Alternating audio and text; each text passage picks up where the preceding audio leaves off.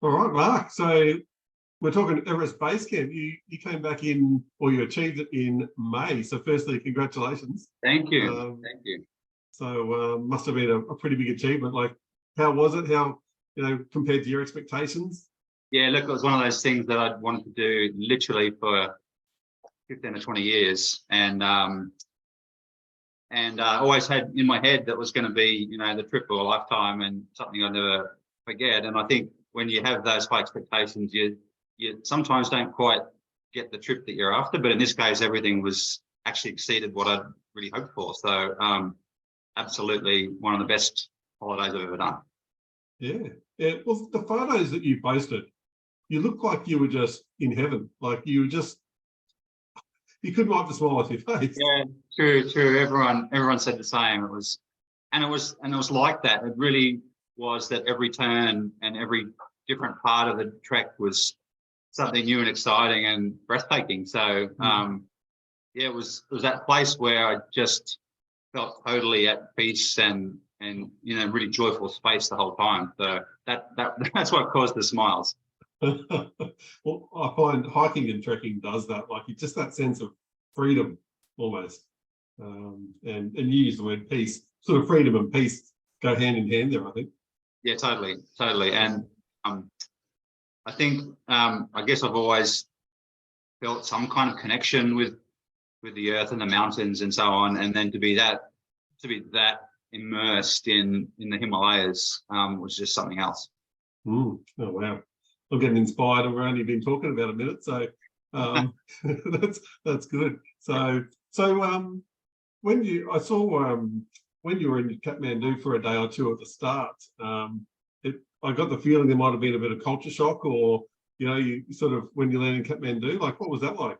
Yeah, look, it was, and sometimes in these cities you come to expect things aren't quite as first world as we're used to, right? You see the power lines, the spaghetti nest of power lines, and you see a bit of poverty and so on. But I guess I was a little bit taken aback about that, particularly how dirty some parts of this city was, and it's almost like, and it was still recovering in some ways from the earthquakes from years and years ago. But yeah, it did take me back a bit and kind of almost reset my expectations about what this trip was going to be, and it wasn't going to be all bells and whistles and beauty. There was just going to be a great variety of things that I saw, and that was in some ways a great way to start, in that it gave me a real baseline to start from, which I'm really grateful for in the end. Yeah, because I don't know if you look back at your posts, but the post that you, at the end, the photos you took of Kathmandu at the end of your trip and how you talked about it versus the start, chalk and cheese. Chalk and cheese. Yeah, well, of course, when I first arrived, I was there by myself, checked into a hotel and hadn't met anyone else who we'd be trekking with. And, coming straight out of Brisbane through Singapore, which is extremely affluent, and straight into that, it was a big shock. But yeah, you're right. At the end, I just come off a hike with 14 other people from around the world and was on a real high. And I guess it was difficult not to see the beauty then in the city that I hadn't seen in the first day. Yeah, okay, that's good. That's interesting. It's always a journey, eh? So, yeah. So for, I guess, anyone thinking about going, Kathmandu, any tips about Kathmandu as a city, because that's where you're always going to start and finish generally? Yeah, I'd say just explore. Do the tourist things that they say to do. Do the temple and do the old city, and just get around in the markets and explore, and really experience what it's like to see a cow in the street and the hustle and bustle of the motorbikes flying past you and all the rest of it. So I'd just say get in there and try everything you can, and do the tourist things, but also just get involved in the city and try some things. Yeah, cool. So so you said the G Adventures were fantastic, who you used for the trip. That first, I'm interested in that first day where you sort of meeting people meeting your tour guides, any prep sort of, or, you know, they checking your gear, that sort of stuff? How did that all work? Oh, look, it was so seamless. Arrived at the hotel. Hotel knew that I was with the group. You know, there was a poster near the door saying, you know, this is where we're meeting. These are the people, etc. And before you know it, I'm bumping into someone in the lobby, and we're heading out into the city. You know, before we officially had to do everything. But yeah, on the day we were meant to meet, we're all there. The guide was so informative about everything that had to happen. Answered every single question that anyone had.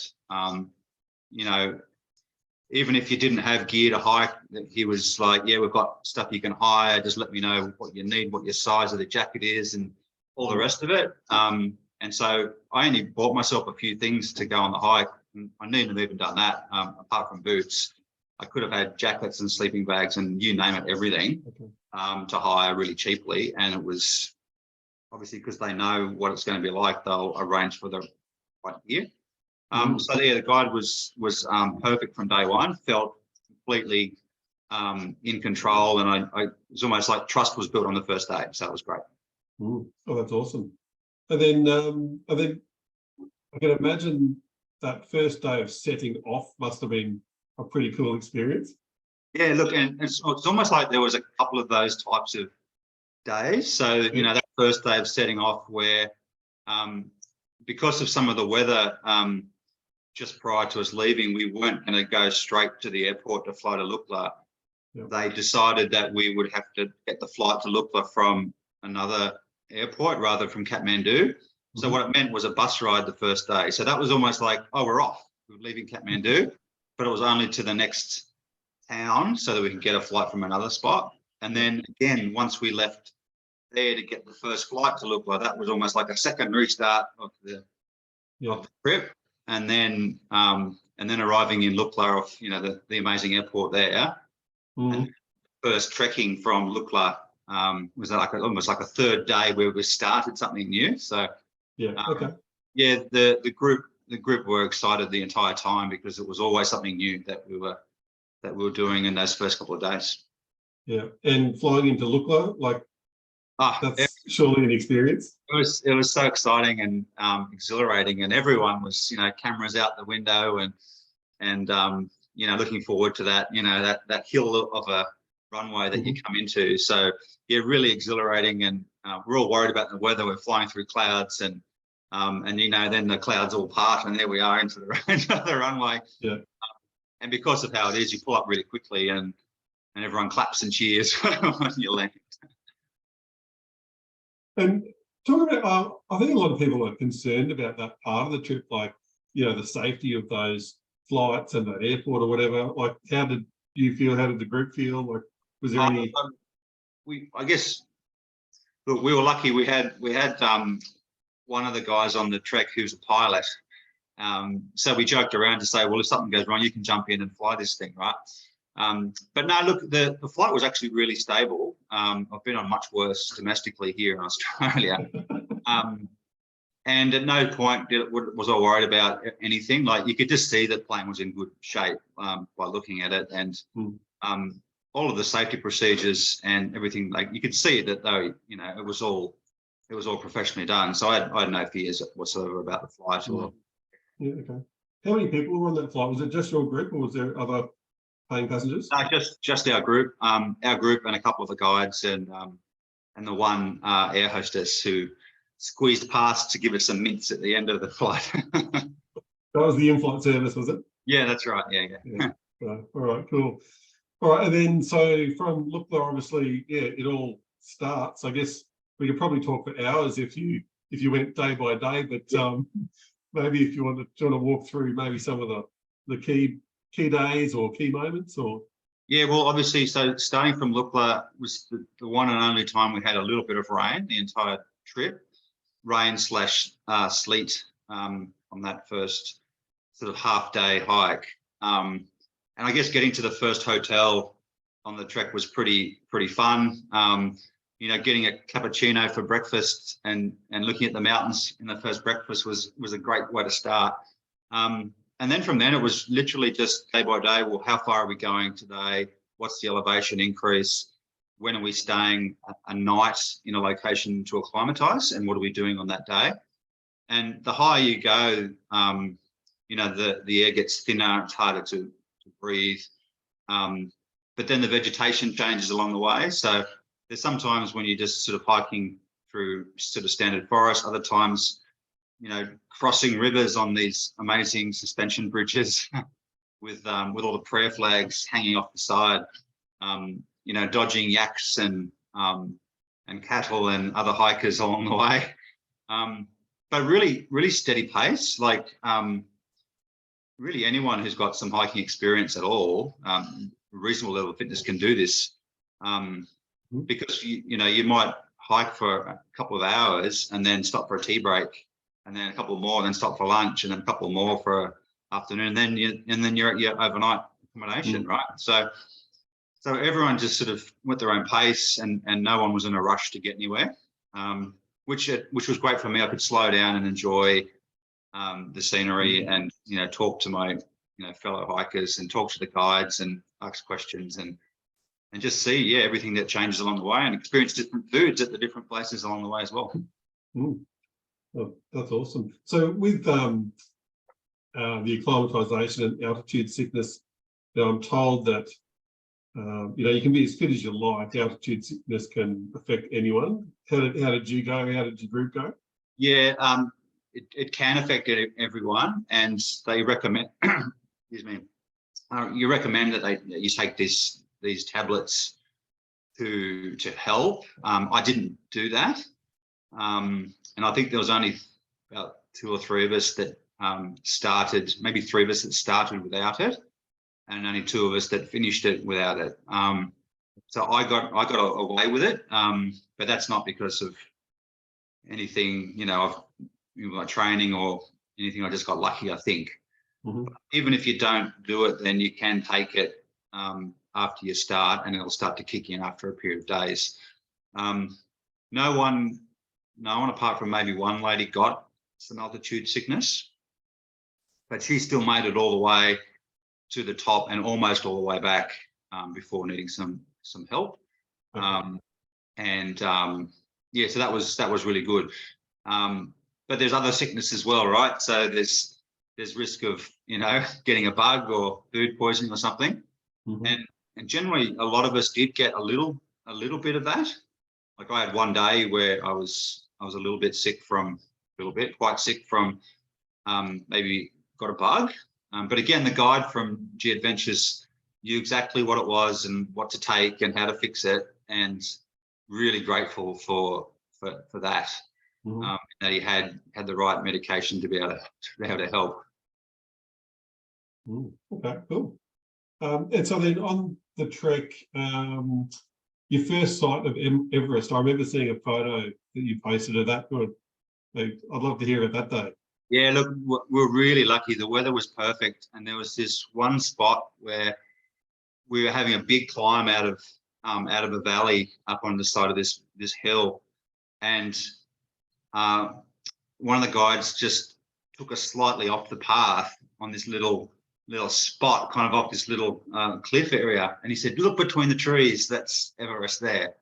And it's a spot where you can see it on a perfectly clear day if you're lucky, and all the rest of it. But normally you can't actually see it because it's obstructed with the weather.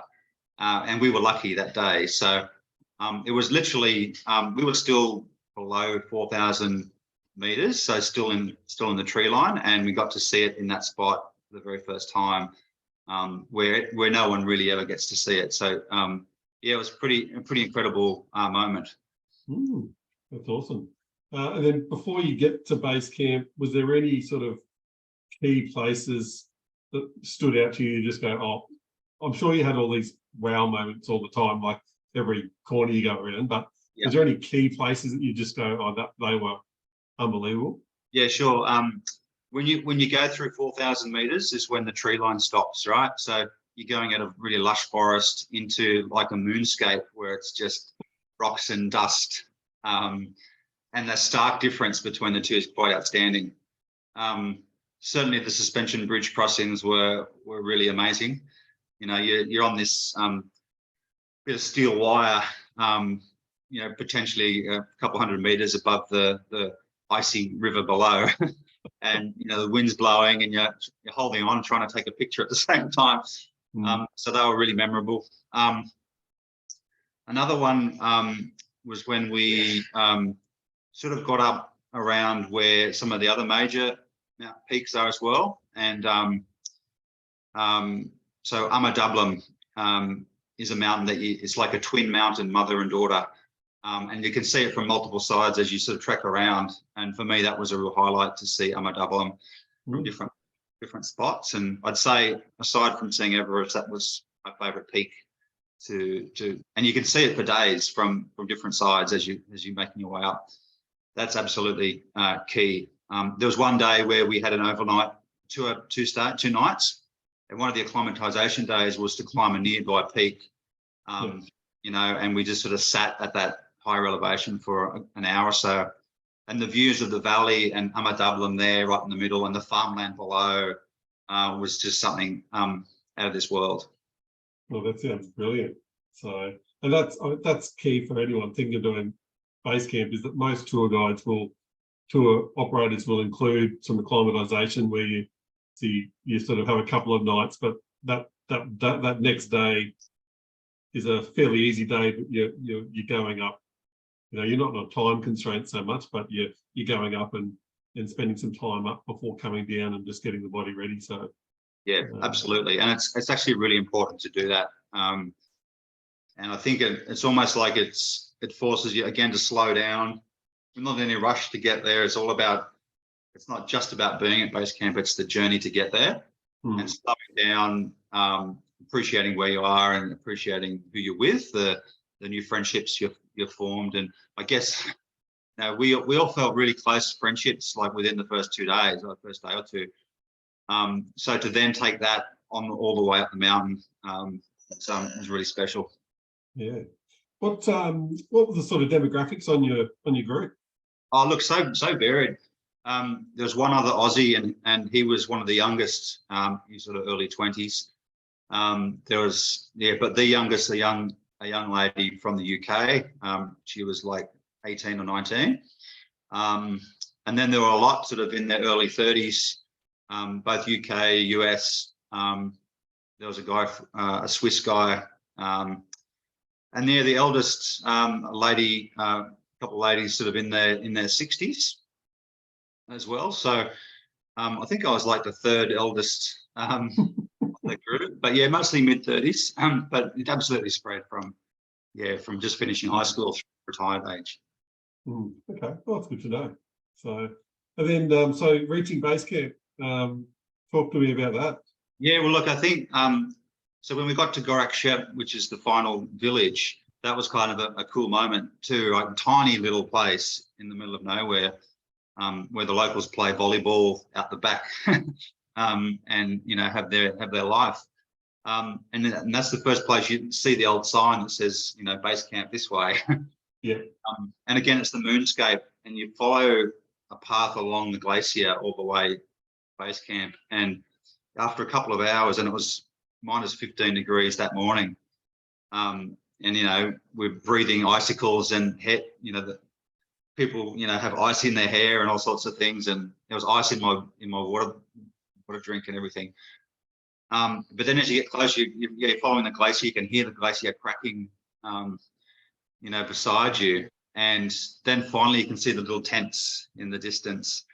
And again, there was one spot where we all stopped for a short break, and just to see, you can see Everest, you can see base camp below, you can see the glacier, and you can just see, like, I'm just like 2 kilometers away, you can just see it and you're almost there. And I lost count of how many times tears came to my eyes on that trip. Oh wow, I can imagine. It sounds absolutely brilliant. Yeah, what an experience. Yeah, I can see you're still emotional about thinking about it. Yeah. That is bloody awesome. Yeah, you know, that's traveling, isn't it? You know, when it affects you like that, that's what travel's all about. Yeah, for sure.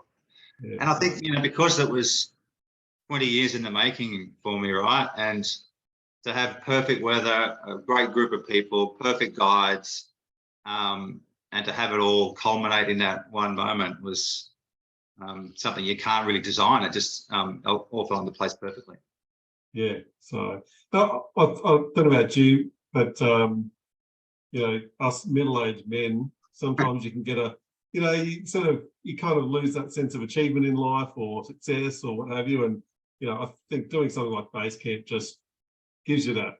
I don't know. There's so many emotions and feelings involved in doing stuff like that that it kind of just gives you that real sense of achievement. No doubt that sort of energizes you. Yeah. Oh, look, so much so, and also for me, it almost became like a closing of the book for a chapter of my life. Mm. And that, you know, I'd promised myself to do this before I turned 50, and I literally was there 2 weeks or so before I turned 50, so the timing was spot on. And I'm like, okay, now I've done base camp. It's almost like nothing can top it, right? So it was from that point I decided to well, for the time being, just not run any more ultra marathons, not do any more coaching like I had been. It's like, well, I'm kind of done with that part of my life potentially now. So in terms of a life-changing moment, it was amazing and enabled me almost to close my mindset on that part of that chapter of my life and move on with what's next. Oh, I love hearing you talk like that, Mark. Like it's so cool because we get, you know, and part of my passion with, you know, being in travel, but in the niche of, you know, more experiential and, you know, doing things for yourself, you know, and using travel as a self-improvement tool. You know, you are absolutely speaking my language, and it's great to see the impact that it's had on you, not only while you were there, but, you know, that closing of a book or a refresh, reset. You know, that's awesome. Well Yeah, done. I couldn't recommend it highly enough to anyone. Like, if it's something that's been in your mind for just, you know, just ticking away, and oh, maybe I should, just do it. Yeah, absolutely, zero regrets at all. It was, you know, like I said, I had high expectations from the beginning, and it exceeded that as well. Yeah, that's awesome. So, you know, the accommodations, you stayed at tea houses most nights, is that right? Tea houses all the time. So Kathmandu was the hotel, which was a great hotel, by the way, that G Adventures had organised, and Yep. yeah, tea houses everywhere else. I tell you what, the advantage of that, again, with G Adventures, was that they knew the right places to stay. They knew what was good on the menu in each of the places. Mm-hmm. And it's like, oh no, at this place, you know, the dal bhat is good, or at this place the omelette is good, and this place, oh, no, we don't have the yak until we're back in Lukla, you know. So they would recommend what's good at each place, and they'd say, oh no, stay away from that here. Wait till we get to there to have that one. So yeah. The tea house was very comfortable.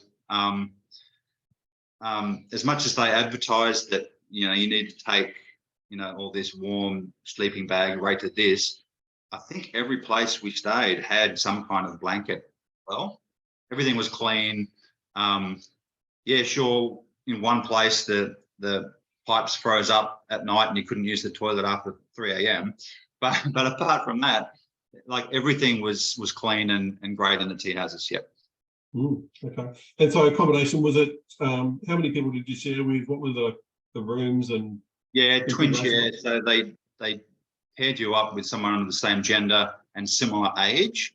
Mm-hmm. So they paired me up with the guy, Jesse, from the US, who is similar age. He's in his 40s. So they did that with everyone, and you know, that made part of the fun, actually. So Jesse and I would always try to get the room next to these other couple that we'd sort of friends with. So it became a bit of a fun thing to see if you could get the room next door all the time. Well, that sounds like school camp all over again.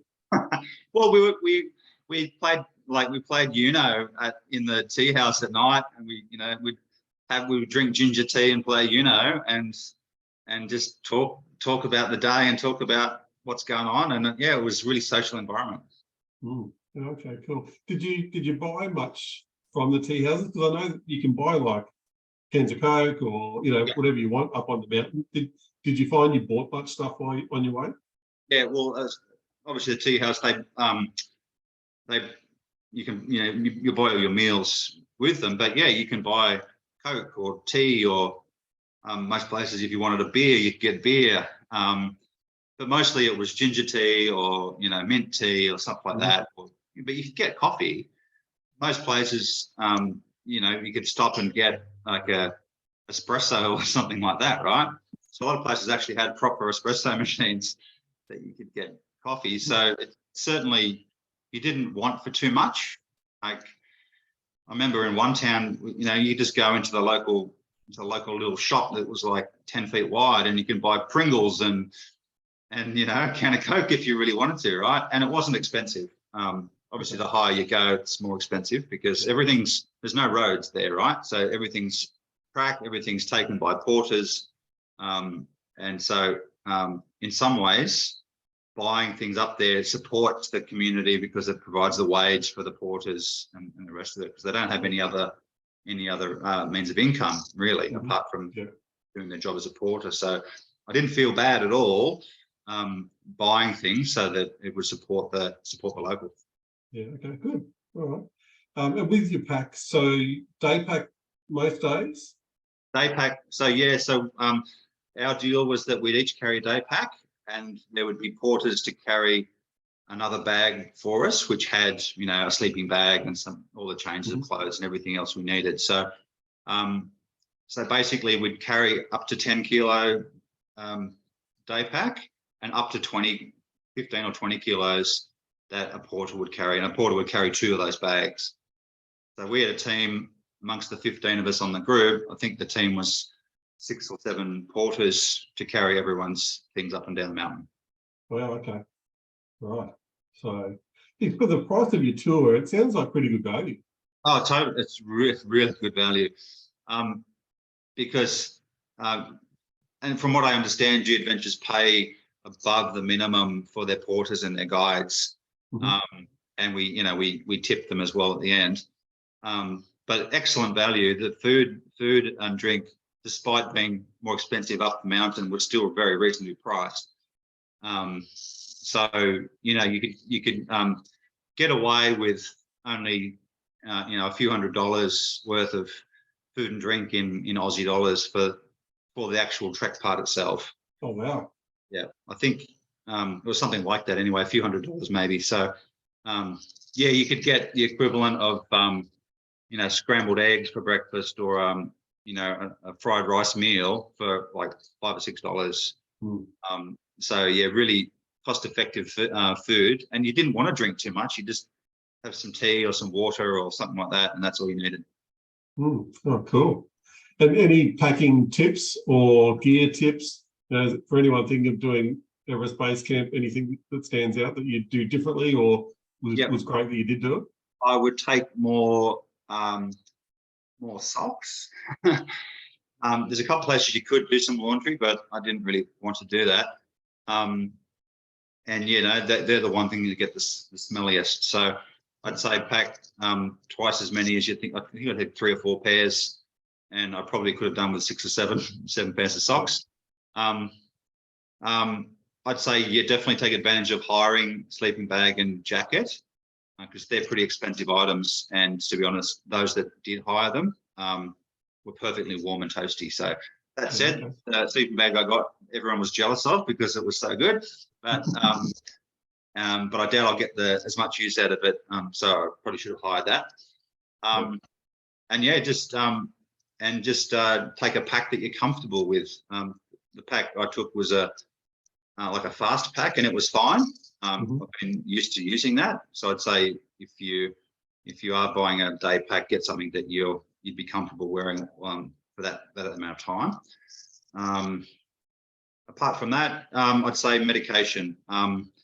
Take a lot of different things to just in case you get sick. So the standard things like paracetamol, painkillers, etc., is a good idea. Imodium is a good idea. The one thing I didn't take, but I should have, would have been like a anti-nausea type of medication, and I actually did have some, but didn't take it. And that's the one that got me out of trouble from the guide when I got a bug, was just some anti-nausea stuff to get my stomach under control. But apart from that, the packing list that they provided was spot on.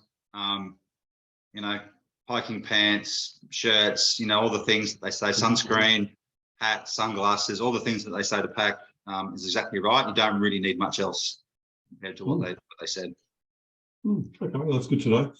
And from a training point of view, I mean, you do a lot of running. You're always pretty fit, even when you say you're not fit.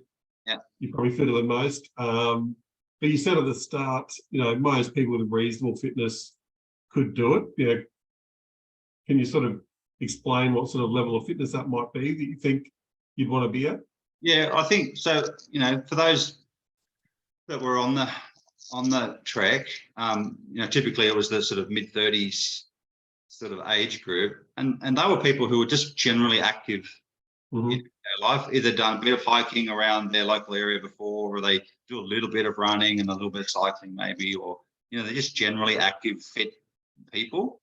But that said, you know, people who are in their 40s and they're just not unhealthy people. They're just generally, they're in good health.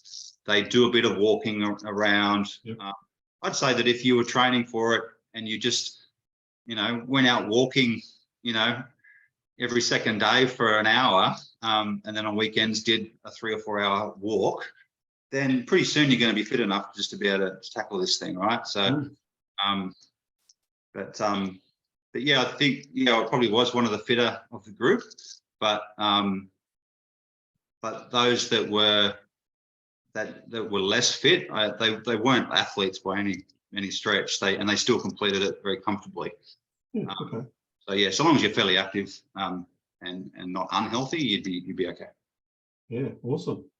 That's amazing. How was the hike back from base camp? Because you're kind of coming back on yourself. You've reached base camp. Is it still exhilarating, or is there a little bit of sadness, or, you know? Yeah, a bit of a mixture. Kind of wanted to get home, but also didn't want it to end at the same time. Kind of going over the same ground. There's one spot where we went a slightly different way. And that was okay. But yeah, kind of going over the same spot, you kind of remembering what it was like when you went up. So I was like, oh, I remember when we stopped here. Remember that was there. Oh yeah, I remember when I got that food here and that was good. So you kind of reminisced a little bit. Yeah, and so the days were longer though. So we, you know, it's like took 10 to get up and like 3 or 4 to get back. Yeah. Because you're not worrying about acclimatization. We're just coming straight down. So they were like full 8 hours, 20K sort of days. Right. And just like, let's go. So while we weren't rushing, it was still like less time for a break. We weren't stopping to take as many photos. I took maybe 5 photographs on the way back, but about 500 on the way up. So there was that. But yeah, it was a mixture, a bit of sadness to finish, but also joy to know that we were nearly home. From a mindset point of view, it sounds like that understanding the way back in your head, what that's going to entail is important, because you want to know that, you know, yeah, they're going to be longer days, and prepare yourself for that. Yeah. And from a, you know, there's a lot of up and down, isn't there? Like even on the way up, you're still going down on a lot of days. Yes. Yeah, certainly. And look, coming down is not necessarily that much easier on your body, because going down is a lot of loading back on your quads when you're coming down, right? So, so yeah, being that and long days, it's still quite taxing to have that long day. And yeah, you're right. So there's days coming down, but there's still several hundred meters of climbing up in some of those days as well. But it was good to see people going back up when we're coming down, you know, wishing them luck and telling them some stories ourselves about, you know, everything, and seeing the excitement on their faces as they're on the way up. I love the camaraderie out on a trail. You know, when you're out in the wilderness, everyone's there for the same reason. Yeah. Even not just your group, but you know, just the camaraderie with other people that are on the trail. Yeah, and when we actually got back into Lukla, and there's the spot where you actually enter the national park, and that's where, you know, you get your trekking permit, and there's people milling around, and we'd finished and we were back there, and there was a big group just about to leave there, and they're so excited, and they've got their permits, and you know, they're completely unprepared for what's in front of them. You know, people, you could just see that. You're like, oh, I wonder how they'll go wearing those boots, and you know, have a bit of a laugh at them. Or people climbing up and absolutely exhausted, and you joke around and say, oh, you're nearly there. Not. Yeah. Oh, good fun. Yep. But probably my last question, just really around, you know, I know you get it for anyone that's thinking about doing base camp, like you're probably just going to say just do it, but any other words of advice or encouragement for people? I think so. I traveled by myself, and there was others there who were by themselves and traveled like as a couple, or you know, husband and wife, or a couple of friends. I'd say don't let that stop you. That you, if you're not traveling with someone, you can definitely travel by yourself, and it'll feel like you're traveling with friends pretty much from the get-go. It was the first time I traveled anything like that by myself, and you know, I certainly don't. I wouldn't. That shouldn't be something that holds you back. That's awesome. It's just that thing in your head where it's like there's always that niggling thing that you should do it, and just almost like find a way. Like, well, if it's not now, then when, right? And you know, if you see an opportunity and a window open up for it, then yeah, it is just do it. But find the way to make it happen. Yeah. Oh, that's perfect advice. And I love if you're going solo, don't let that stop you. I think that's a great perspective, because a lot of people, you know, their spouse may not be into hiking or trekking, or they may not have a network of friends that want to do that. And it sounds like it was quite powerful going by yourself at the same time. So yes. But I'm sure it would have been great with some friends or mates as well. It would be. So, all right. Well, thank you so much for your time, Mark. That has been amazing, just hearing about your stories, and I love seeing you get a bit emotional about it. Like that is what it's all about. So I really appreciate your time, and I can't wait to chat about your next adventure. Yes, well, I can't wait to hear about your time at Everest Base Camp when you do it, Mark. It is on the list, 2025, hopefully. So excellent. So, all right, thanks, Mark. Thanks, mate.